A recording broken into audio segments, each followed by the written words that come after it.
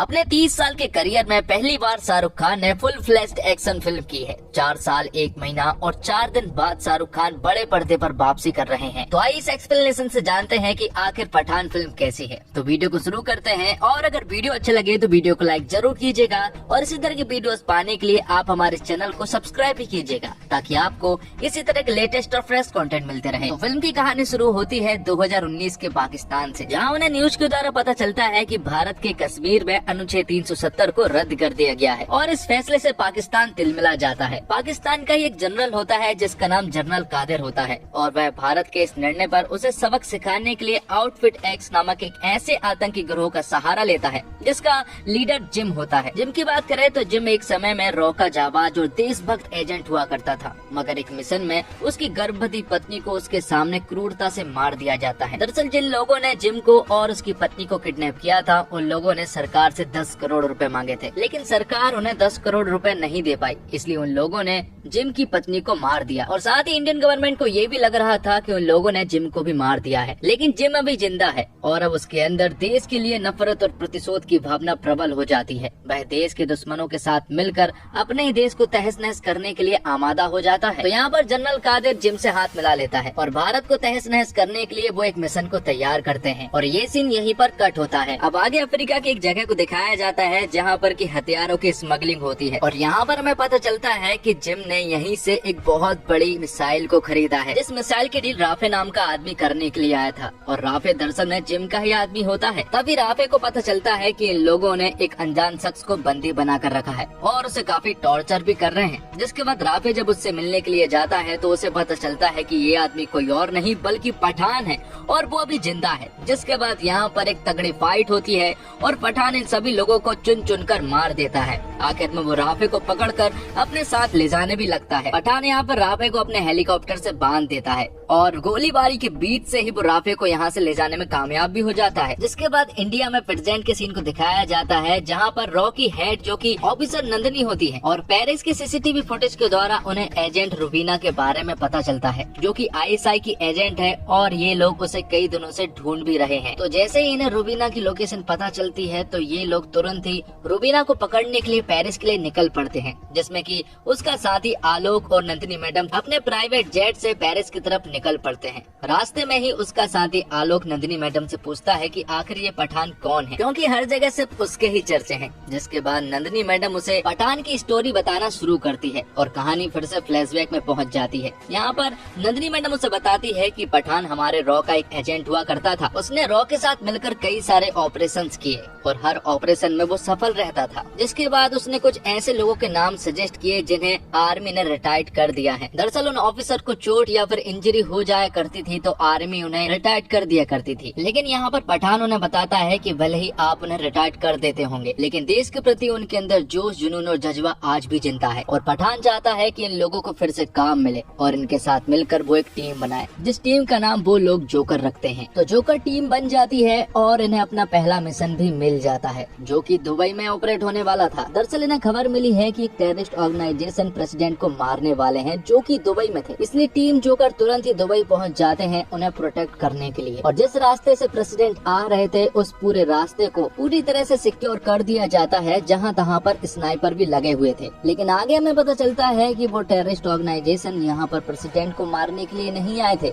बल्कि वो तो इंडिया के कुछ साइंटिस्ट थे जिन्हें वो अगवा करने के लिए आए थे और वो कामयाब भी हो जाते हैं, क्योंकि इस टेररिस्ट ऑर्गेनाइजेशन के पूरे मिशन के पीछे जिम का हाथ होता है और जिम ही उन्हें अगवा करने के लिए आता है। जिसके बाद वो उन दोनों साइंटिस्ट को अपने हेलीकॉप्टर से ले जाने लगता है, लेकिन तभी एंट्री होती है पठान की और पठान उन्हें रोकने के लिए पूरी कोशिश करने लगता है। जिसके बाद पठान और जिम के बीच में एक तगड़ी फाइट होती है जिसमें कि जिम पठान के ऊपर हावी रहता है, लेकिन आखिर में जिम पठान से उन साइंटिस्ट को अपने साथ ले जाने में कामयाब भी हो जाता है। तो ये मिशन तो टीम जोकर के हाथ से निकल चुका था। जिसके बाद वो दुबई की इन्वेस्टिगेशन करना शुरू करते हैं तो डार्क वर्ल्ड में उन्हें एक रक्तबीज नाम के कोडवर्ड के बारे में पता चलता है और जिन लोगों ने दुबई में अटैक किए थे उनके अकाउंट में रुबीना ने पैसे ट्रांसफर किए थे और रुबीना फिलहाल फिलहाल स्पेन में है, इसलिए पठान को तुरंत ही स्पेन भेजा जाता है। अब आगे स्पेन में रुबीना मोहसिन को दिखाया जाता है जो कि एक बीच पर डांस कर रही होती है और यहाँ पर पठान की नजर उस पर पड़ चुकी थी। पठान यहाँ पर रुबीना को बहलाने की कोशिश कर रहा था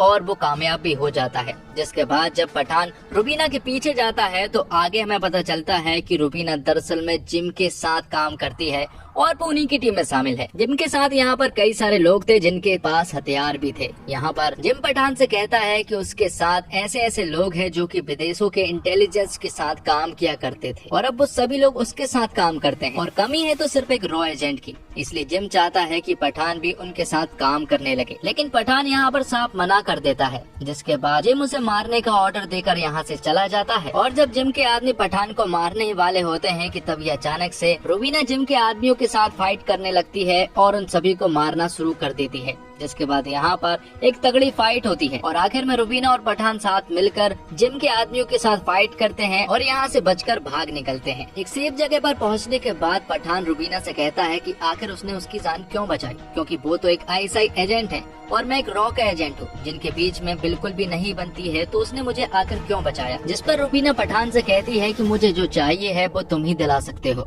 और यहाँ पर रुबीना रक्त बीज नाम के कोडवर्ड के बारे में जिक्र करती है। वो कहती है कि वो रक्त बीज को पाना चाहती है, इसलिए वो जिम के साथ 1 साल से खुफिया तरीके से उनके साथ रह रही है। साथ में वो उसे बताती है कि उनके पास रक्त बीज को पाने के लिए सिर्फ 7 दिन है। अगर वो 7 दिन में रक्त बीज को नहीं पा सके तो 7वें दिन जिम के पास रक्त बीज की डिलीवरी हो जाएगी। जिसके बाद पठान जिस जगह पर रक्त बीज है उस जगह की पूरी इन्वेस्टिगेशन कर डालता है और एक धांसू प्लान भी बना लेता है। साथ ही पठान रुबीना को बताता है कि रक्त बीज जिस बोल्ट में है उस बोल्ट को ना तो काटा जा सकता है और ना ही एसिड से जलाया जा सकता है। उस बोल्ट को सिर्फ खोला जा सकता है एक ताले और चाबी की मदद से और वो ताला चाबी अलग अलग इंसानों के पास है और वो दोनों इस बोल्ट के एक दूसरे के विपरीत दिशा में रहते हैं। तो ताला है बोल्ट के 10 किलोमीटर दूर गिरिगर अंकल के पास और चाबी है बोल्ट के दूसरे विपरीत दिशा के 16 किलोमीटर कैरन आंटी के पास। लेकिन इन्हें पाने के लिए भी उन्हें कैरन और गिरिगर के फिंगरप्रिंट चाहिए थे, लेकिन किसी तरह से ये लोग कैरन और गिरिगर से फिंगरप्रिंट हासिल कर लेते हैं। लेकिन अब इनके पास सिर्फ 10 मिनट है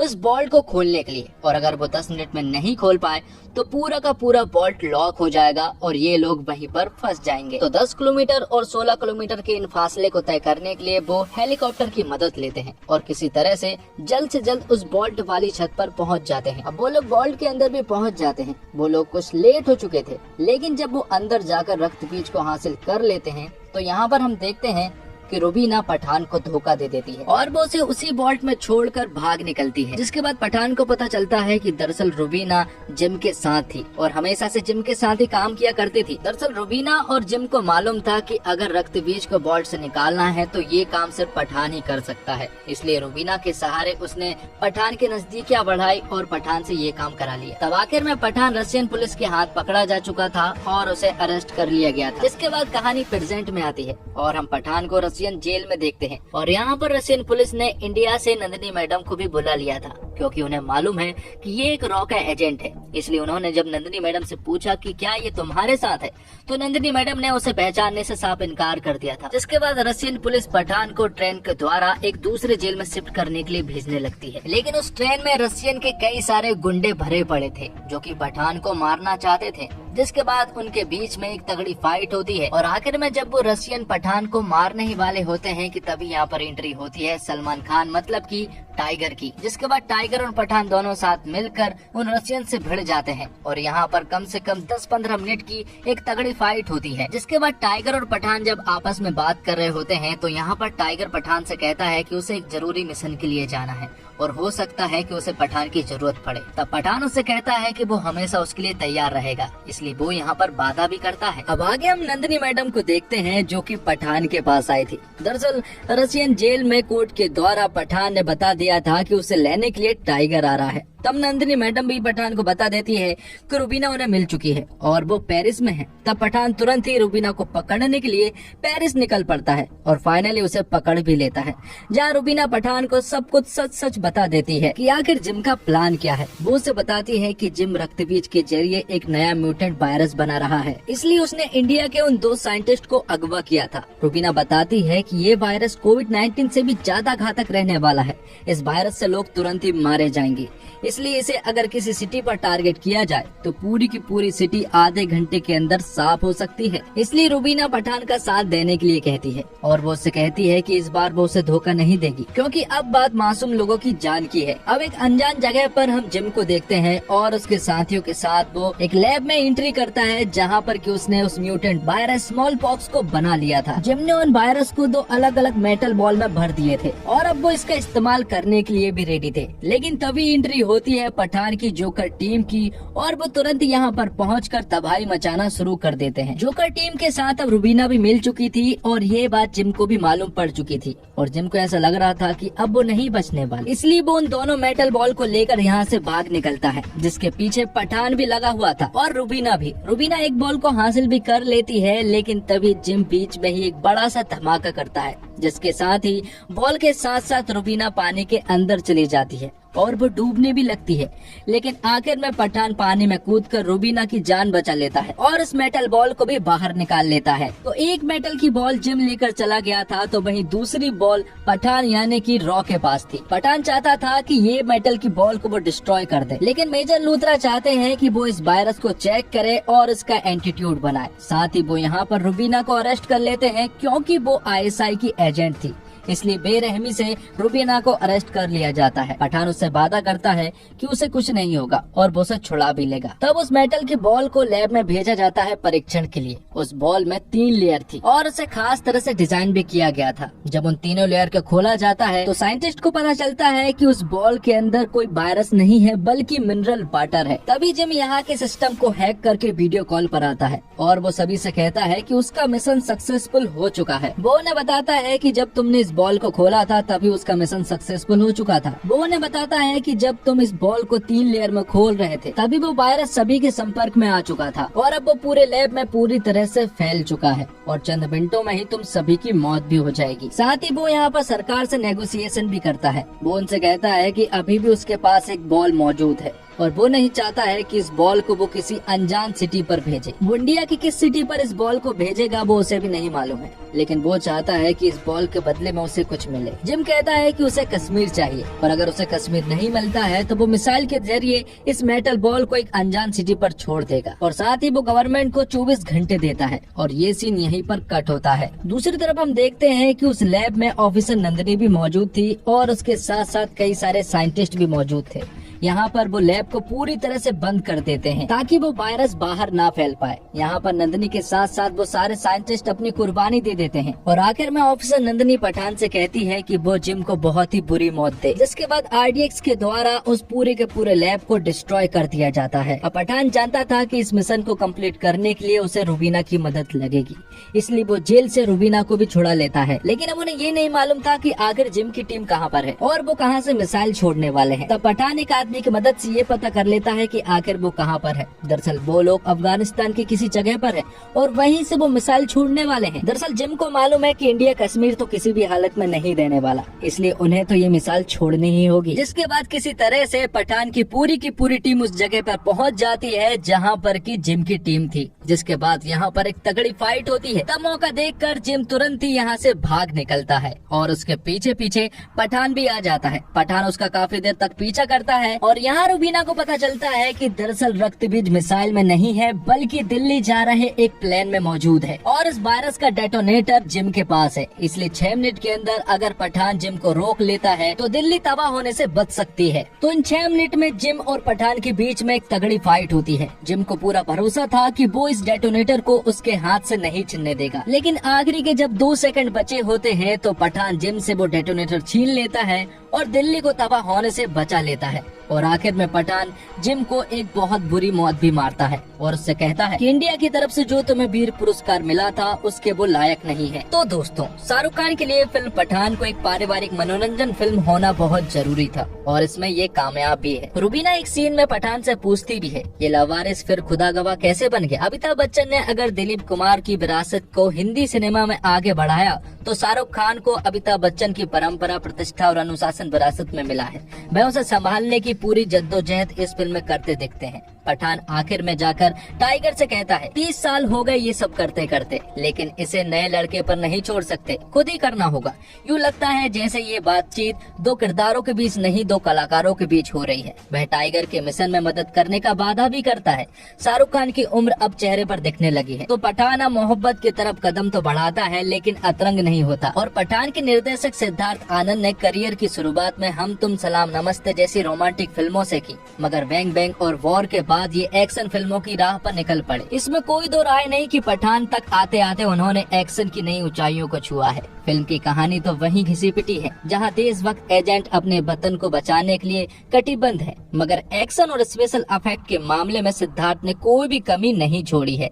बॉलीवुड की इस मूवी में जेम्स बॉन्ड, मिशन इम्पॉसिबल और मार्वल की फिल्म सरी का इम्पैक्ट देखने को मिलता है, और सिद्धार्थ की यह फिल्म मसाला फिल्मों के पैमाने पर पूरी तरह से खरी उतरती है। फर्स्ट हाफ थोड़ा लंबा लगता है, मगर overall turn, twist, action, location, hero villain के बीच सह और मात और कॉमेडी का तड़का जैसे एलिमेंट फिल्म के प्लस पॉइंट साबित होते हैं। एक्शन दृश्यों में बाइक चेजिंग, हेलीकॉप्टर की फाइट और पहाड़ी पर उड़ते ट्रेन के सीक्वेंस हैरत अंगेज बन पड़े हैं। फिल्म का मजबूत पक्ष इसका stylish VFX, cinematography, action sequence और संगीत है। दुबई, पेरिस, अफगानिस्तान हो या अफ्रीका, लोकेशन को अलग अंदाज से नजर आते हैं। बेशरम रंग और झूमे जो पठान जैसे गाने पहले ही ब्लॉकबस्टर साबित हो चुके हैं। एक नोटिस करने वाली बात यह भी है कि किरदार के लुक और कॉस्ट्यूम पर खासी मेहनत की गई है। फिल्म का सरप्राइज एलिमेंट है जिम के रूप में जॉन इब्राहिम के किरदार की माउंटिंग। बॉलीवुड की फिल्मों में इतना मजबूत और वेल कॉर्पोरेटेड विलन कदाचित पहली बार देखने को मिल रहा है। उसे विलन से कहीं भी कमतर नहीं दिखाया गया है। जॉन ने भी अपने किरदार में जान लगा दी है। टाइगर यानी सलमान खान की 20 मिनट की एंट्री फिल्म को अलग लेवल पर ले जा लेती है।